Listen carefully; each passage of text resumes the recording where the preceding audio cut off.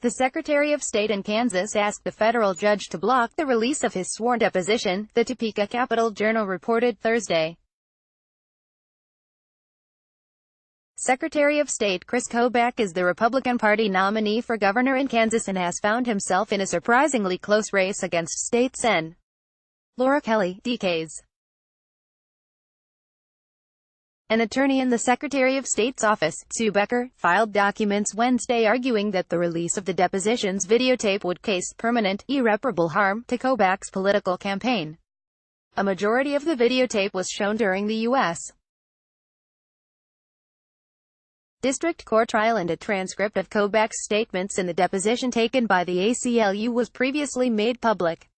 The Capital-Journal reported. The tape shows Kobach, who appeared uncomfortable and irritated during the deposition, talking about meetings he had with President Donald Trump's transition team regarding possible reform of federal election law. The American Civil Liberties Union, ACLU, the Topeka Capital-Journal, the Kansas City public radio station KCUR, and nonprofit news organization ProPublica have requested the tape's release, noting the video was played in open court. The ACLU is a nonprofit and transparently nonpartisan institution dedicated to the principles of liberty and equality embodied in the United States Constitution, said ACLU attorney Orion Danjuma. One of those fundamental principles is the First Amendment, which grants the public the right to know what happened at a public trial and the press the right to report on it. The question for Mr.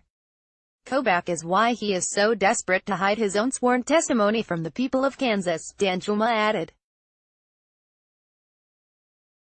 Laura Kelly's campaign seized upon the issue, slamming Kobach for using taxpayer resources to attempt to defend his political campaign. Kansans deserve to have all the information about the candidates running to lead their state. Not only that, the fact that his taxpayer-funded staff is more concerned with Kris Kobach's campaign than the state of Kansas is alarming, spokesperson Johanna Warshaw charged. A prominent Democrat went even further, openly mocking Kobach over the issue. "I'd be shocked if any judge would suppress that tape, based on an argument that it makes the person deposed look bad," House Minority Leader Jim Ward said.